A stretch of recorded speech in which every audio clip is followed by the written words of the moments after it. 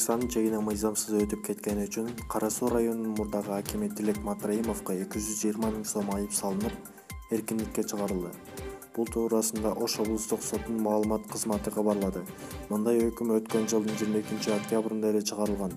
Сотто аныкталган далилдер боюнча Матраимов 6 октябрь күнү саат 23:30 чамасында Жалал Абад облусунун Сузак районундагы чек ара көзөмөл өткөрүү пункту жайгаштырылбаган аймактан Өзбекстанга мыйзамсыз чыгып кеткен. Андан соң коңшу өлкөнүн чек арачылары тарабынан Анжиян облусунун Кургантепе районунун Яртыбош айылынан кармалган. Тилек Матраимов жазык кодексинин 358 беренесинин мамлекеттик чек арадан мыйзамсыз өтүү менен кылмыш жасаган.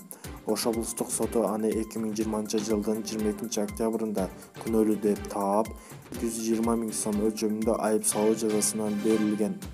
Ал эми үй камагында кармоо баш коргоо чарасы күчүндө калтырылган. Акыркы кабыл алынган өкүм күчүнө киргенден кийин эркиндикке чыгарылат, деп айтылат маалыматта. Ошондой эле экинчи тарап жогорку инстанцияга даттанбагандыктан соттун өкүмү 30 күнүн аралыгында күчүнө кирип, Матраимов жазадан толугу менен бошотулганы белгиленди. Өзбекстандын алкоголь менен табак рыногун жөнгө салуу жана шарап өндүрүшүн өнүктүрүү агенттиги өкмөткө насвай тыюу салуу жөнүндө мыйзам долбоорун сунуштады. Саламаттыкты сактоо министрлигинин өлкөдө кеңири тараган насвай калктын ден соолугун жана экономикага олуттуу зыян келтирүүдө деп эсептейт.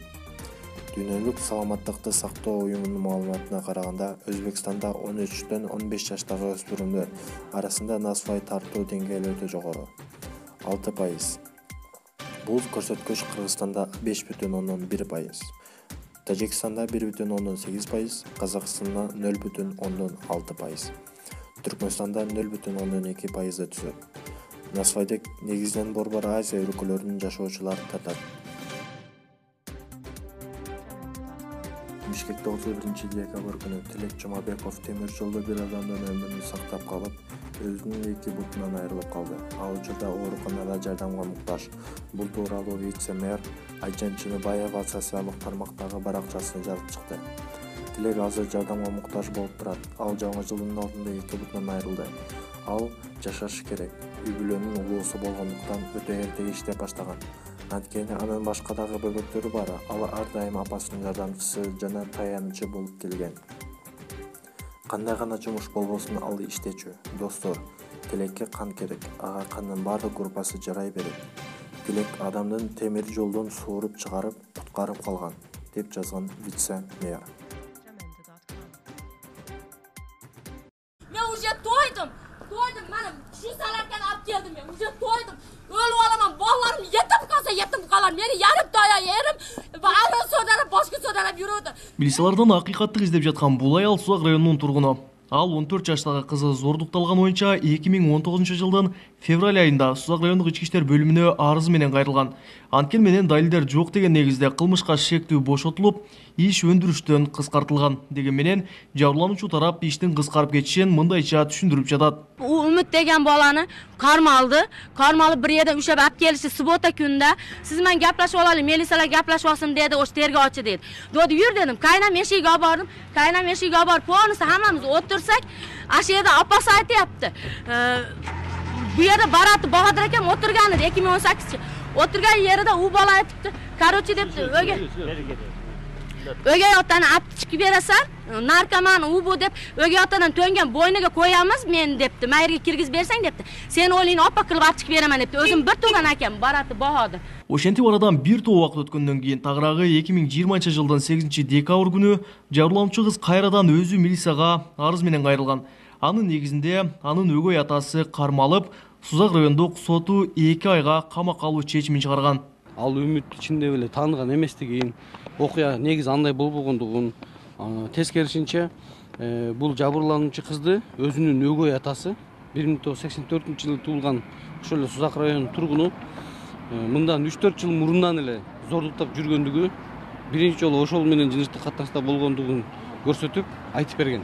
Ал эми экспертизанын жыйынтыгы менен баягы алынган буюм далилдерге жүргүзүлгөн экспертизанын жыйынтыгы менен чындап эле ошол төшөктө калып кеткен калдыктар ошол өгөй атасы 84-жылы туулган Сузак районунун тургунуна таандык экендиги экспертизанын жыйынтыгы менен далилденген. Анткени менен жабырлануучу кыз ал арызын тайкеси жаздырганын айтууда. Ал үйүнөн тарынып чыгып кеткен учурда туугандарынын үйүнө барып турчу экен. Ошо өгөй атаңды алып кирип берсең бизге деди. Ошо өгөй атаң камап берсең өзүң кең эле жашайсың. Сени бирөө мындай эчтеке кылбайт, урушуп сөкпөйт. Сени эчтеке кылбайт эч ким. Мен өзүм сени карап бакып алам деди, өзүм чоңойт турам деди. Сен бирок хапа кылдырып койбойм деди. Ошо өгөй атаңды алып кирип берип, ошо Умитти биринчи зордуктаган баланы алып чыгып берсең болду, иш бүттү деди. Калганын өзүм чечип алам, булар менен милициялар менен деди. Учурда жабырлануучу апасы менен бирге жашайт. 15 жаштагы өспүрүм кош бойлуу экени белгилүү болгон. Сузак райондук эмгек жана социалдык өнүктүрүү башкармалыгынын адистери аны көзөмөлүнө алып, ар тараптуу социалдык жардам көрсөтүшүүдө. Райондук мамлекеттик администрациясынын балдар иштери боюнча комиссиясына салганбыз. Комиссиянын токтому чыккан бүгүнкү күндө энесинин көзөмөлүндө энеси менен чогуу жашап атат. Бизден тиешелүү кызматкерлер каттоого алган, көзөмөлдө алынып турат. Гүлсарахан Жоробаева жолдошунун күнөөсү жок экенин айтып аны бошотууну талап кылууда. Ал кызын зордуктаган бала эркиндикте жүрөт деп эсептейт. Белгилей кетсек, Сузак районунда өткөн жылы жашы жетелик өспүрүмдөрдү зордуктаган 2 учур катталган. Бодул жана тили алып баруучу Гүлжайна Атаканова кош бойлуу экенин ачыктады. Ал социалдык тармактагы баракчасына төмөндөгүдөй жазды. Үй бүлөм жөнүндө эч нерсе айтпайм. Ал менин жашоом. Бул жаңылык көптөрдү кызыктырып жүргөнүн билем. Бирок калп, чынын биле албай, так жооп ала албай жүргөндөр өтө көп. Ооба, сүйүнчү, Аллахымдын буйругу менен кош бойлуумун. Кубанычымда чек жок. Ал 5-6 ай болгончо ичимде жашырып келдим. Бирок курсагың чоңойгон сайын жашыра деле албай калат экенсиң. Кызым чоңоюп калды. Нарсенин жытын сагынып балалуу болоюн деп аракет кылгам. Сүйүктүүм, менден да кубанып жүргөнү бага. Бактымды тоодой кылып бере бер, Аллахым деп жазды. Экономикалык кылмыштарга каршы күрөшүү кызматынын Финпол жетекчиси Самик Жапекеев ооруканада. Бул тууралуу ал жеке баракчасына айтып жазды. Достор, баары жакшы, сахар күчөп, бүгүн көтөрүлүп кетти. Ден соолукка акыркы күндөрү катуу күч келип кетти. Сахарды бир да окумуштуу айыктыра албай койду. Эч жериң оорубайт, бирок бүт органдарды жейт экен.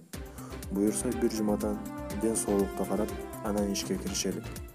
Долдурга баш ийгисе болбойт, жаткырышты, деди Самик Жапекеев.